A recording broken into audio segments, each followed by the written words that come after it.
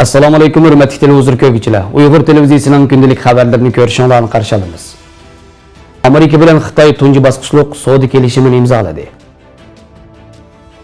Tokioda Xi Jinpingning Yaponiyani ziyorat qilishiga qarshi yig'ilish o'tkazildi. Uyg'ur shoiri Nimshehid va she'rlar nomli kitob nashrdan chiqdi. Turkiya ayollar voleybol komandasi olimpik musobaqasiga qatnashdi. Tuvandagi iqtidorlar xabarlarimizning tafsiliy mazmunlarida bo'lsin.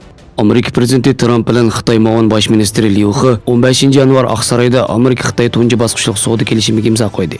Donald Trump imzolash marosimida Xitoyning uzun yillardan beri adil bo'lmagan savdo harakatlarini oshkorlab, faqat ikkinchi bosqichlik savdo kelishimi hosil qilgandila Amerikaning tamojna bejini bekor qiladiganligini ta'kidlagan. Trump Oqsaroyda naq maydon tarqitilgan marosimda so'z qilib, bu kelishimning ahamiyati haqida to'xtalib, Xitoyning bek muhim bir qadamni bosganligini, ikkinchi bosqichlik kelishim uchun xizmatlarning ishlanayotganligini, lekin uchinchi bosqichlik kelishim deydigan bir gapning texi yo'qligini, o'zining yaqinda Xitoyga boradiganligini bildirgan. Xitoy muavin bosh ministri Liu He kelishimning ahamiyati haqida so'z qilib, ikki davlat orasidagi bu savdo kelishimining yangi bir davrning bisharati ekanligini va bu hamkorlikning davomlashadiganligiga ishonganligini aytdi. Amerika Moliya ministri Min Chin birinchi bosqichlik savdo kelishimida Amerika eng ko'ngil bildigan bilim mulk huquqini o'g'irlash va Xitoydagi majburiy texnik o'tinib berish masalasining hal qilinganligini, ikkinchi bosqichda texnik ko'p tamojna bejining azaytirilganligini bildirgan. Amerika bilan Xitoy orasidagi savdo urushi Amerika prezidenti Trumpning 2018 martda Xitoydan import qilingan bir qism mahsulotlarga tamojna beji qo'shishi bilan boshlangan. Xitoy tarafdan muavin bosh ministr Liu He Xitoy savdo o'mikining boshlig'i qilib tayinlangan bo'lib, ikki davlat savdo vakillari ilgari keyin bo'lib 13 qitim suhbat o'tkazgan. Mazkur kelishim tafsiloti haqida yana davomli xabar beriladi.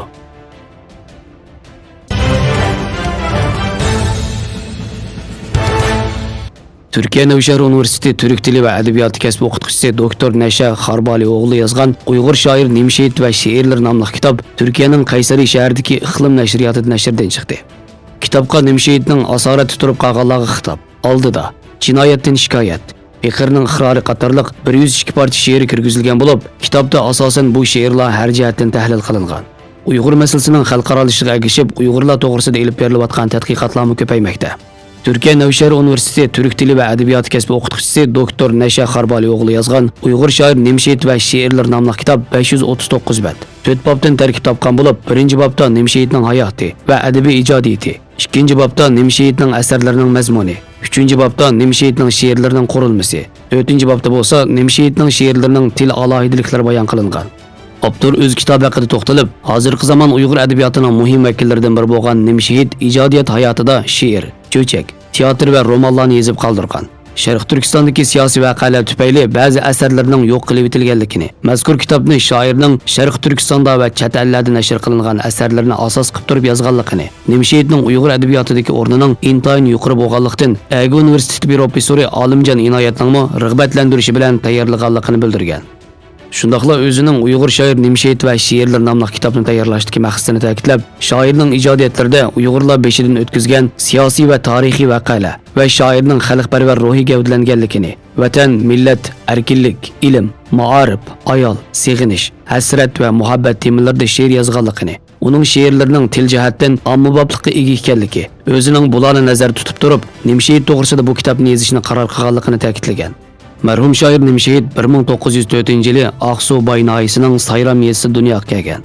Yoshligida Kuchodi madrasasida o'qib, 1930-yillari ayni zamondagi ilm markazlaridan biri bo'lgan Qashqarga kelib, Xalq madrasasida ilm tahsil qilgan. 1933-yili Qashqarda milliy inqilobga ishtirok qilib, yaralangan va shuningdek keyin Nimshehid, ya'ni Yerimjon degan so'zni o'ziga taxallus qilib tanlagan.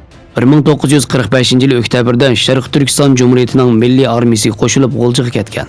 O atalmış madaniyat inqilobi mezgilida mislsiz xo'rliq va azob oqibat ko'chirgan. Qattiq xo'rliq tufayli 1971-yili 24-avgust kuni olamdan o'tgan.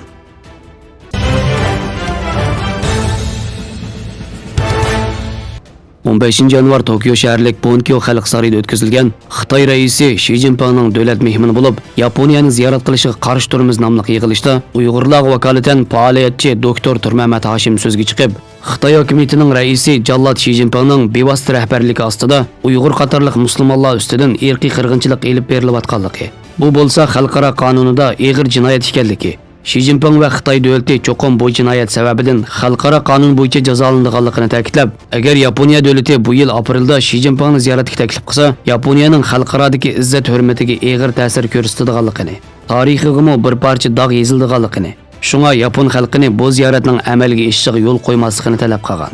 Yig'inda yana har sohadagi tonilgan tadqiqotchi, muxbir, yozuvchi va boshqa faoliyatchilardan bo'lib 12 kishi so'z qilib, Xi Jinpingning Yaponiya ziyoratini amaldan qoldirishini qat'iy talab qildi. Yig'ilishga 200 dan ortiq odam qatnashdi.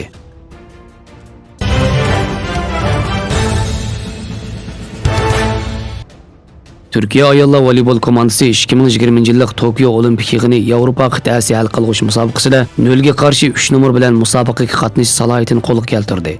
Germaniya komandasini ustunlik bilan yengib, davlatga qaytgan Turkiya ayollar voleybol komandasi Istanbulda qizg'in qarshi olindi. İstanbul aerodromida nurg'unlagan voleybol havaskorlari Baraban atirtining hamrohligida gul chechaklar bilan ayollar voleybol komandasini qarshi oldi. Turkiya voleybol federatsiyasining boshlig'i Mehmet Akif Üstüntag nishonimiz olimpik qatnashish edi. Davlatimiz nishoniga yetgan ayollar voleybol komandasini tabriklaydi. Bu natija oson qo'lga kelmadi. Uzun so'zilgan qiyin musobaqada ko'p ajr singdirildi, ko'p tirishchilik ko'rsatildi va oxirida bu nuqtaga yetdik dedi. Xabarlarimizni ko'rganingizga rahmat. Ko'rishguncha omon bo'linglar. Xayr xo'sh. Allohga omonat.